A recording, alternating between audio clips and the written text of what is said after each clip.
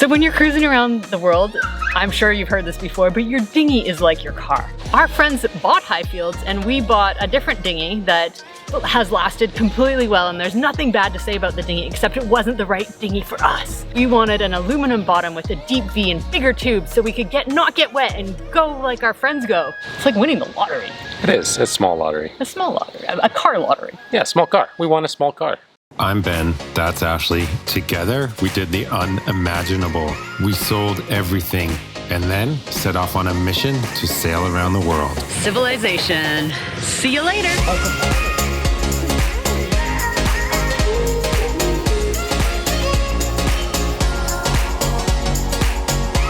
28 countries later and over 25,000 nautical miles, we are only halfway around the world. I have no idea what's gonna happen. Subscribe to follow the adventure as we finish this lap.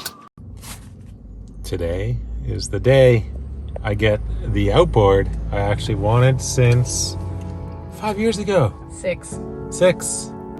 We had our eyes set on an aluminum dinghy 6 years ago, and then I went to the store to go buy it by myself. And the guy talked me into the fiberglass bottom dinghy, which sucks because it's not as deep a V, so it doesn't cut through the water as well. And then we both made the mistake of buying a 4-stroke 20-horse outboard, which sucks because it's really heavy and it's really hard to start, especially the Yamaha 4-stroke.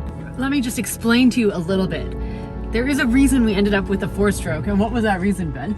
2-strokes aren't sold in the US or North America anymore. No, that's right. They are not available. So if you live in North America, it's totally fine. You have to just go with your 4-stroke Yamaha. And the engine has worked great.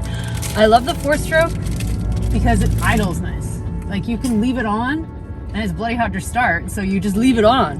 But if you go cruising around the world, all the locals use the Enduro engines because they're like bulletproof and they work. Do you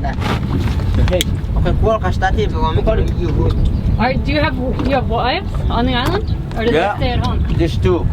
Yeah. Yeah, they got their wife, their children. The children. Oh. Yeah. Big ones for the big ones. Okay. all right.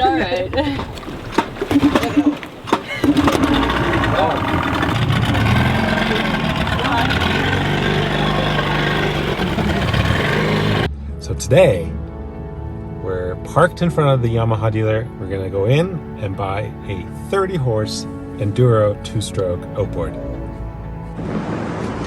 Oh, should we buy it? What do you think, Willa? Do you want it? So there's two types of Yamaha outboards you can basically buy, the Enduro and the Leisure. This is a Leisure. The Enduro is built for like commercial purposes, so they run them for very long times, and they're supposed to be really rugged. They don't have the 30 in an Enduro, just the Leisure. So we have to make a decision. To get an engine or to not get an engine? Yeah. Are we gonna buy it? What does the boss say? I don't know. We always end up with these problems, which is like, there is no choice. So you either take what they got or you take nothing. Remember I told you that story about being in Florida and having the 4-stroke? Just because that's what they had. So here we are in Thailand and we need an engine, and this is what they got. So it's either we buy it or we don't buy it. Want it? Early Christmas present? Yeah, you know this is a Christmas present, Willa. You don't get any presents after this. Yeah, this is the only present. So the next question is, do they take Visa? We're hoping they do. Do you take Visa? Credit card? Do you take Visa? Visa. Credit card. Credit card.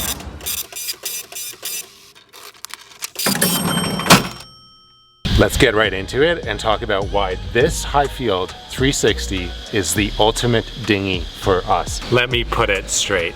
The bigger the dinghy, the better. Because when you're out in waves, the bigger the dinghy, the less wet you'll get. Dude, seriously, like, my bed, this is bigger than my bed at home in the big boat. This is crazy. The first thing is the tubes. Not just any tubes, but the size of the tubes. You see, the bigger the tube, the better the dinghy in chop. And they are made from Hypalon. Hypalon is super durable and is so necessary for a boat when you're sailing around in sort of the tropical belt. The alternative is PVC, which completely disintegrates in the tropics. We had one and it was like brand new. Within 6 months, we had it in a locker and it just completely disintegrated. So the glue and PVC just doesn't hold together. Look at this thing. This thing is a thing of beauty. So another thing that we really look for in a dinghy is getting through the chop and the waves, because what is the worst thing is when you're in a lot of times in an anchorage, or if you want to go really far around an island, or if you're in a big atoll and there's a lot of like open space to cover, or you're chasing someone with a kite, or I don't know, you just want to go fast in rough conditions, you need a deep V. Do you see this thing? This cuts through the waves. It makes a big difference in how wet you get and how comfortable you can be and how fast you can go when it's rough out. So we highly recommend a deeper V, and these aluminum hulled boats, which we'll get to in a second, have a great V. Moving into this spacious interior, you'll see that it has a double floor. That is a big selling point, to me at least, because what happens is the water will sit underneath the floor and your little feet, or your little wife's feet, will not get wet. So one of the perks of getting this high-field dinghy in Thailand is that the Thailand dealer happens to be Hans from Cholamark. He makes high-field dinghy covers and they are spectacular. They fit like they should. They fit like a glove. You'll also notice that Hans does some pretty incredible embroidery for the covers. Have you noticed our new logo yet? Pretty soon we're gonna have swag available with the new logo, and I can't wait to get it out to you guys as soon as the boat work is done. We were not sponsored by Yamaha. We do like our Yamaha 2-strokes. They don't have a lot of the complexities of a 4-stroke. You can't buy 2-strokes in the US or Canada or North America or really most modern countries. But in the rest of the world, where they have to rely on their engines to go fishing, to take tourists out, it's always Yamaha. And usually it's the Yamaha Enduro. One of the many reasons 2-strokes are so popular in remote locations is because they have less moving parts. Instead of intake and exhaust valves, the piston uncovers and covers ports to let vapors in and exhaust out. There's also no oil reservoir. Instead, you mix the oil directly into the gas, and you don't need to do oil and filter changes. Of course, there's trade-offs, including they're louder and worse for the environment. Props make a big difference too. You see, there's something called the pitch, and that's the angle that this blade is in. On our last dinghy, we actually changed the prop of our engine because we couldn't get up on a plane with 4 people and 4 dive tanks. On this setup, we're going to have enough power to get up on the plane, and we're going to have enough top end speed to get to the actual location we're going. We're going to be able to throw all of our gear in there, all of the people, all the dive tanks, and maybe a baby or 2. We've had a really busy day, and it's just dusk. Willa's asleep, and we're gonna go for a secret dinghy ride.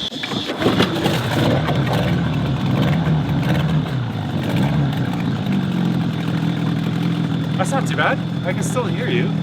It's not that loud. It's the first time that engine's ever been started, and it's easier to start than our 4-stroke.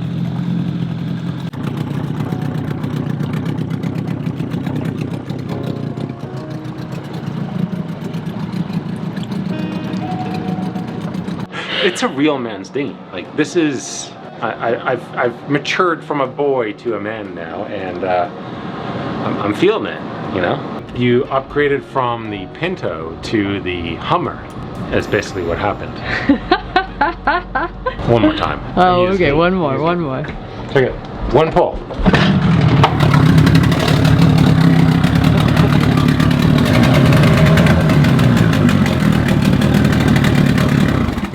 It's got that nice like 2-stroke smell to it. Oh, I just like it. I like it. I like diesels. I like 2-strokes.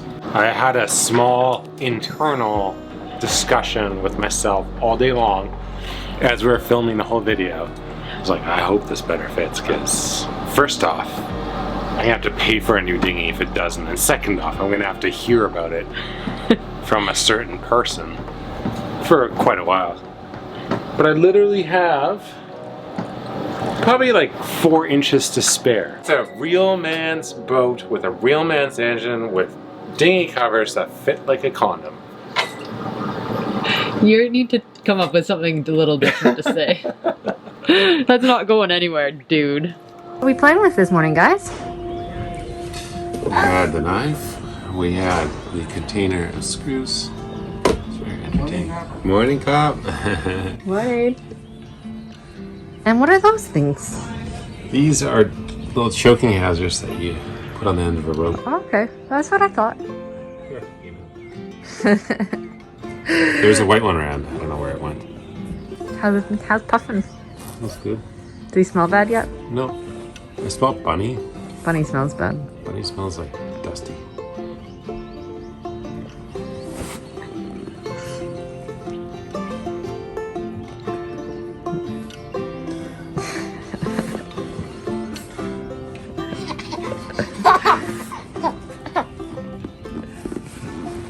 We've been using this dinghy for a week now and loving it.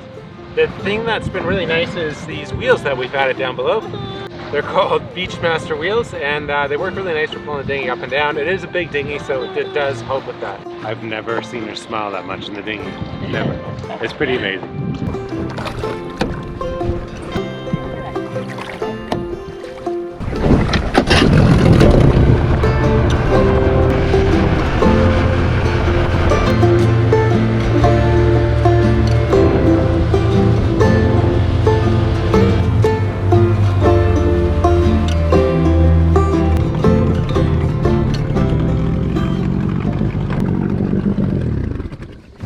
So comfortable that the baby falls asleep. We've been cruising now for a week. You caught us last week and we just left. And now we've been cruising for a week and it feels really good to be back out again. There's still lots to do, but you know. Well, we're doing it. Yeah. It's like, I don't know, 9 p.m. at night and we're doing it. But at least we're out at anchor. And we found what's called a hellhole. They're beautiful, beautiful anchorages with lots of current and high cliffs with gusty winds, and the boat like surfs from this end to that end, and you run over your bridle. Do you see those leaves go by? That's crazy. But yeah, there's a lot of current and not much wind. We're actually expecting a lot of wind tomorrow, a lot of rain. So we kind of tucked up in here, but yeah, so far nothing.